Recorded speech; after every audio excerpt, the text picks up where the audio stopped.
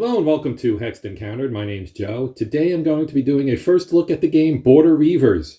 This is from GMT Games and is designed by Ed Beach.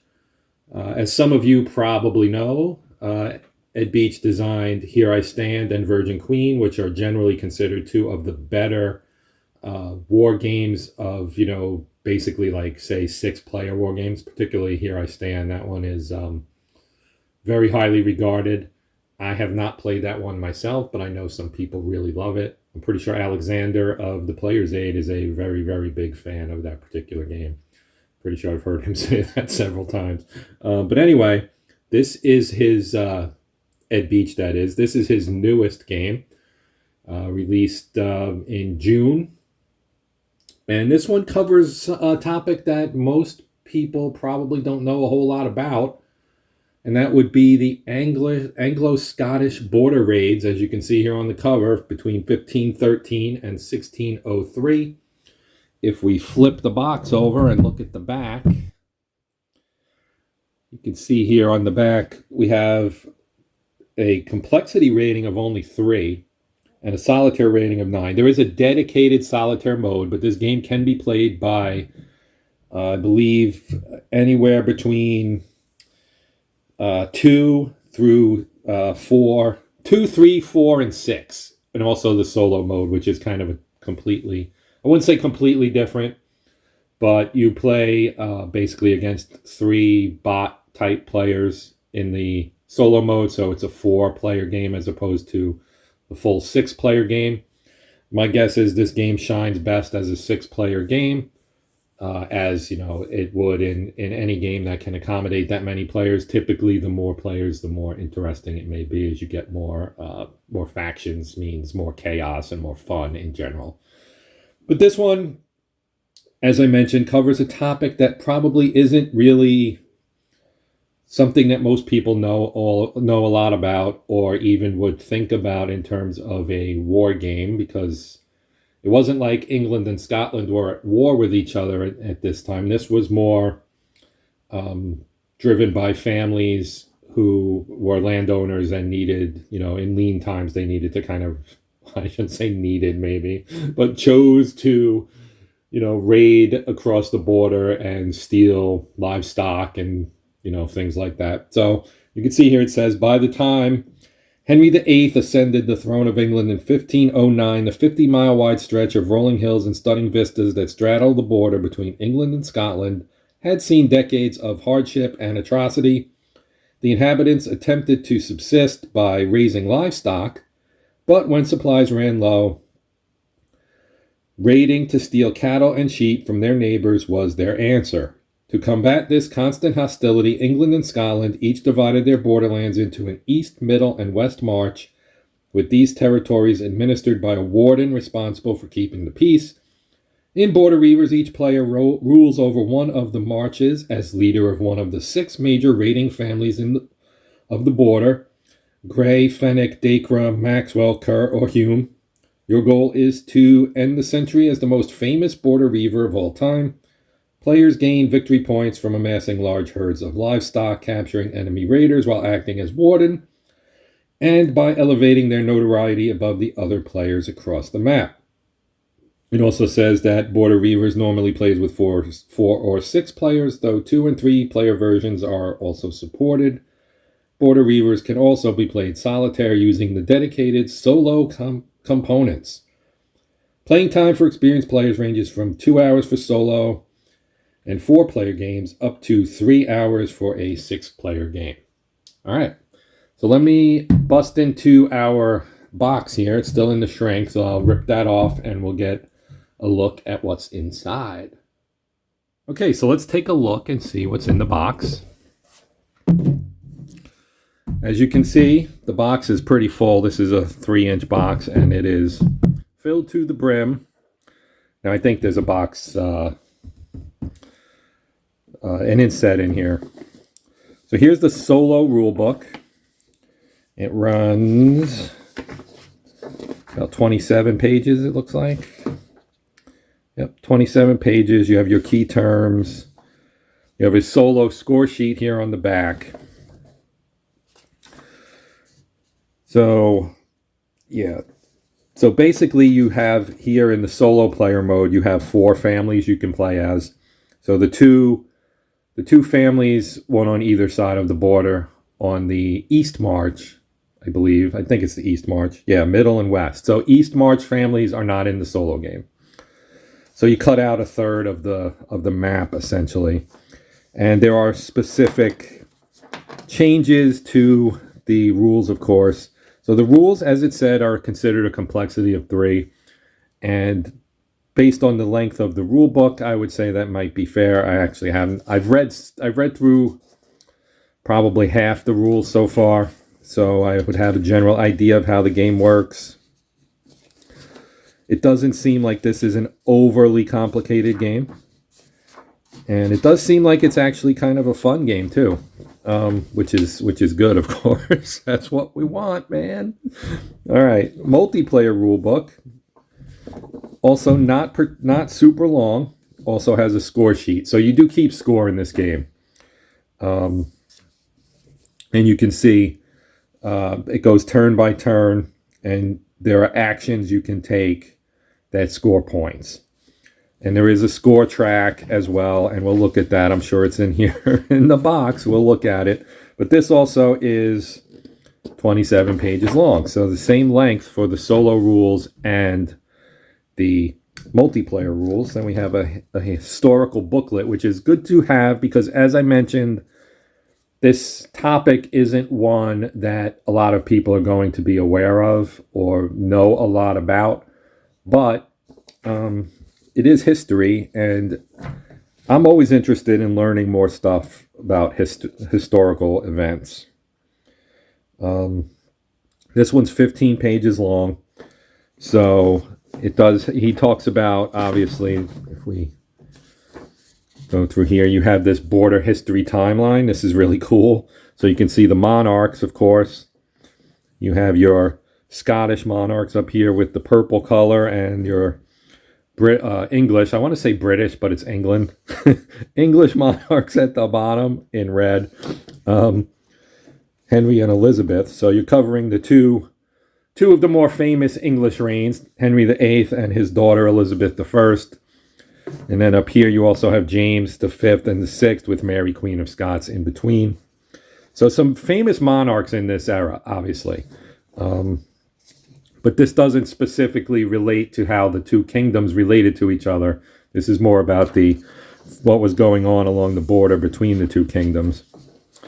Then you have information on all the families, the 6 that are in the game. So the 2 east, Grey and Hume, are the 2 that will not be played if you're playing the solo game.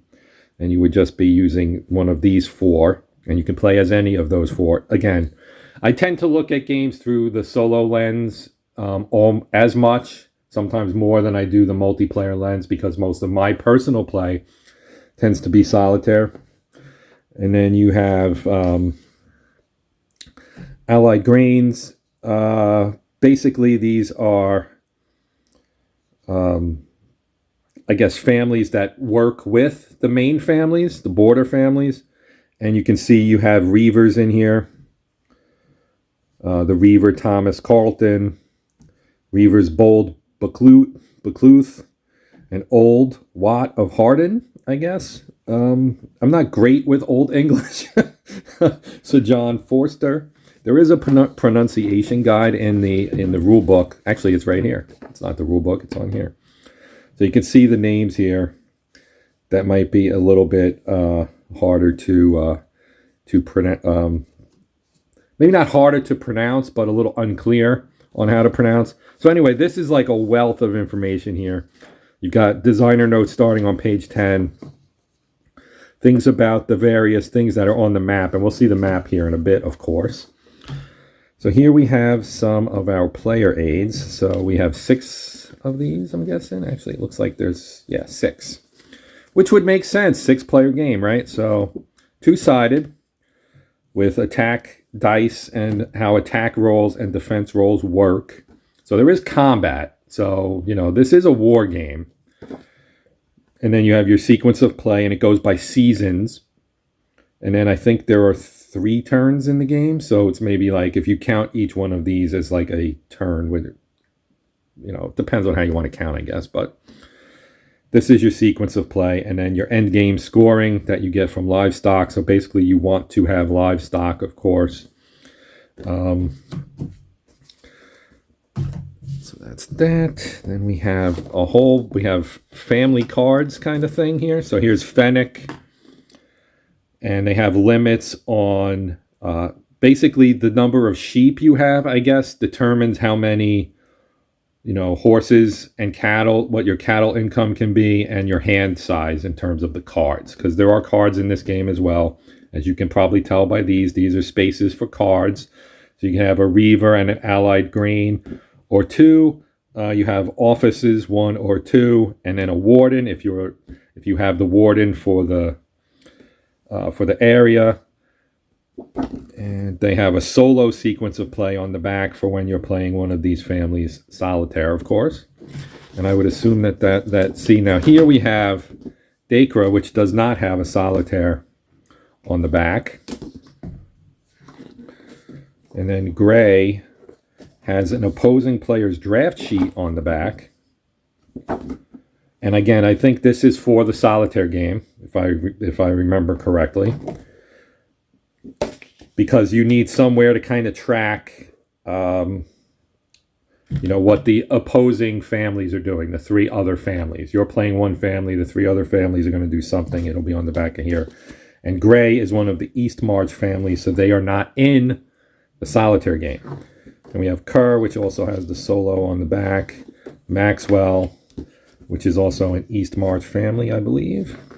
Hume, maybe Maxwell isn't, but you have Hume, who has the solo play aid on the back. Then we have card decks. Here's our victory track. This is kind of cool looking.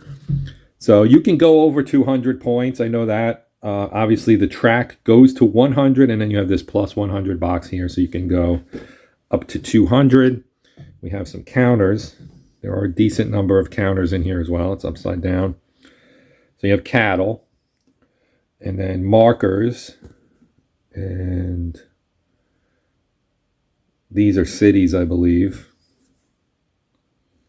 Sheep on map. So if you ever wanted to play a game with sheep, this is your game.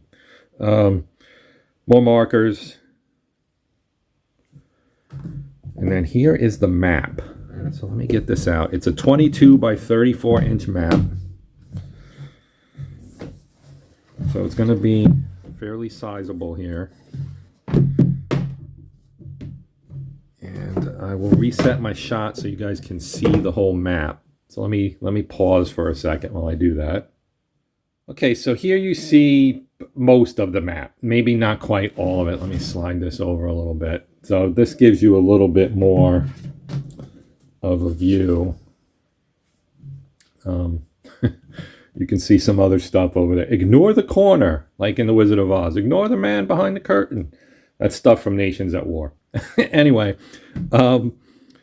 here we have the whole map.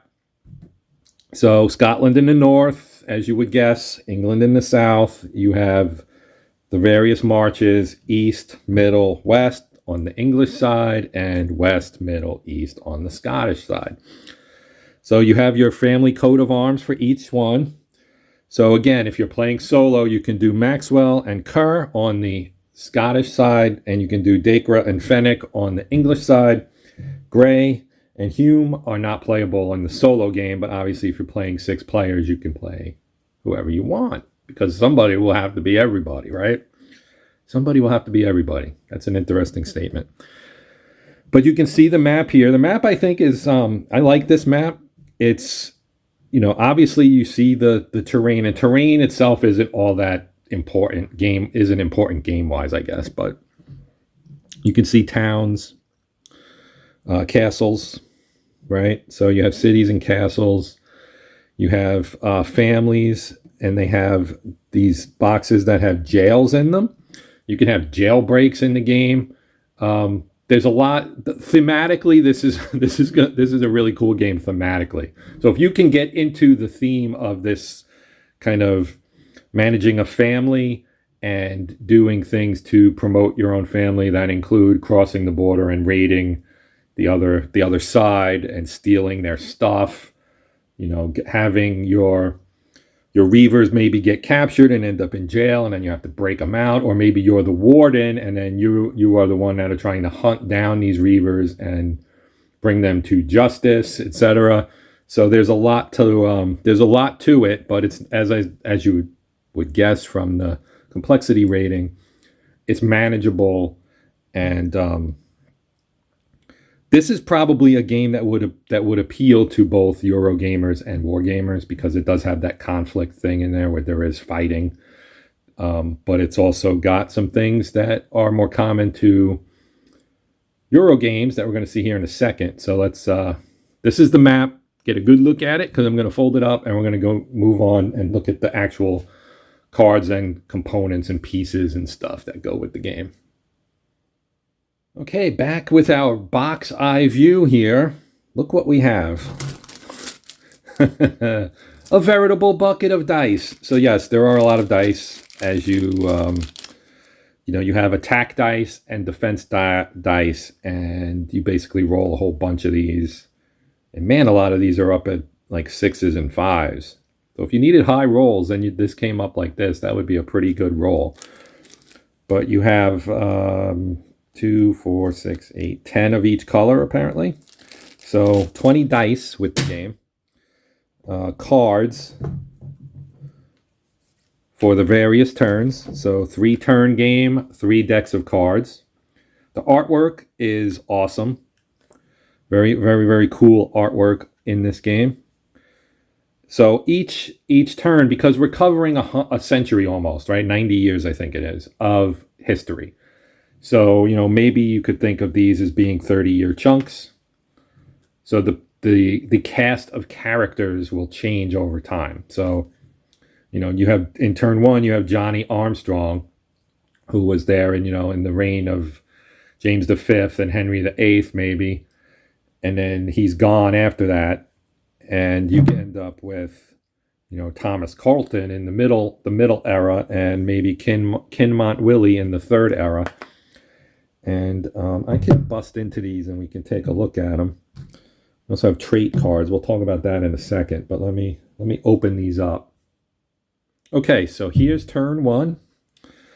Here are turn 1 cards. So Johnny Armstrong, Sim the Laird, Richard Graham of Esk, William Delisle, Henry Percy.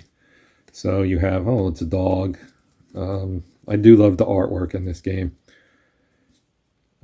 You have cards that you can play. Obviously, this is a card. The cards are involved, which is kind of common. I mean, Ed Beach has cards in his other games as well. So you shouldn't be surprised that there would be cards in here. Cards that give you bonus attack dice. You can see here bonus attack dice from Johnny Armstrong. These are Reaver cards, I believe. And then these are Wardens, I think. And then we have defense cards. I'd have to go through the rules again to remember what all the colors and things mean, but you can see the cards basically will affect specific areas. You have Scottish West March, English West March for Carlton, gives you 1 attack die. And then you have winter effects. You have an effect at the bottom as well. Galloway Castle, different castles, shield signifiers, Day of Truce, Devil's Beef Tub. That's a good one. Duke of Albany. So yeah, the cards, obviously being a historical game such as this one is, filled with historical flavor. We have trait cards as well, which also have colors, as you can see. Reaver +1 wild card, target any march for raid, and +1 to all attack dice in the raid. So when I do a playthrough video, which I will, we'll go into how all of these the trait cards and everything, how all that works. But let's talk meeples. So I don't have a lot of games that have meeples in them, but we have a whole bunch of them with this game. So you have wooden blocks as well in various colors.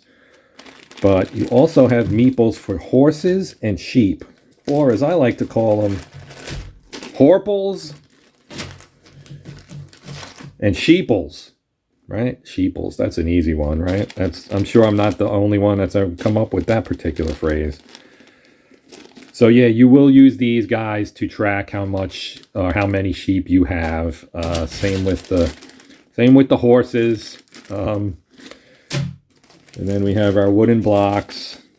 There's a bunch of these. So they're all used to mark various things on the map, track how many of various things you have, the obvious ones being sheep and horses, but this will also track things that you might have, and they are in colors for the various families, I believe. And of course, our bucket o' dice and our cards. So I'm going to put these back. Well, I guess I should put them in the big bag first, right? So lots of stuff in this game. We have that, and then we have all these cards as well. And I probably won't get this to fit correctly back in the box because there we go. All right. So we put our big old map in here. So you can see it's a typical GMT mounted map. It's very nice and smooth.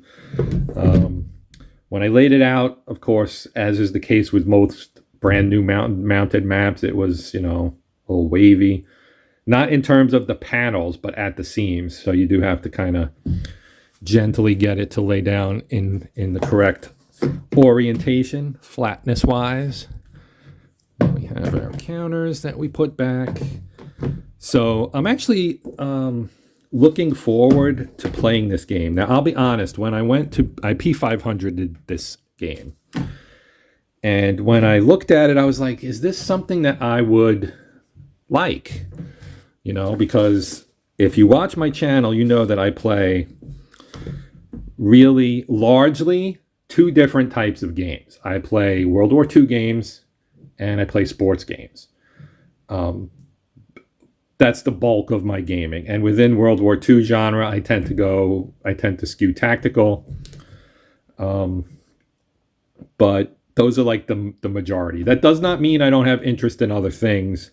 And I am trying to broaden my gaming horizons. Like I do have Men of Iron, and I have several of the Great Battles of History games, also from GMT, that I am determined to get to the table at some point, because I'm trying to get beyond World War II. I have World War I games that I like to play. We just did a playthrough or a gameplay video for Western Front Ace. But, to get back to what I was originally talking about, was when I looked at this and I was like, do I want to play this?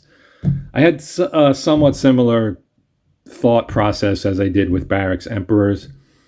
That one was, hey, it's Roman Empire, which I find the Roman Empire very interesting, and I was forced to take 2 years of Latin in high school, so that immerses you in it a little bit more. Box got a little damaged. I think I talked about that when I got my box from GMT and took a picture of it that I put on Twitter, I believe, and maybe Instagram too. I got a little ding on my box, but the game itself is fine. There's no problems with the game. All the components are perfectly fine. But anyway, looking at it, I was like, I don't know if I want this. I don't know if I'll play it or enjoy it or whatever. But I think I will now that I've seen it and gone through the rules a little bit. So here you have it. Border Reivers, new game, Ed Beach, GMT Games, Anglo-Scottish Border Raids, 1513 to 1603. Looks like it'll be a fun one, and I will be doing a playthrough on this sometime soon, hopefully. I've got my Platoon series going on. I've got Barracks Emperors I also want to get to the table and play, as well as this. And of course, Mr. President, which I have not even done anything on yet. But I will get around to that at some point. And I've got a bunch of new stuff coming in as well from both Compass and GMT. and Avalanche and some other stuff too. So I keep adding and getting further and further behind, but trying to make some progress. So there you have it. That is Border Reivers. That's going to do it. My name's Joe. This has been Hexed Encountered. Please feel free to comment, let me know your thoughts, etc. But until next time, happy gaming.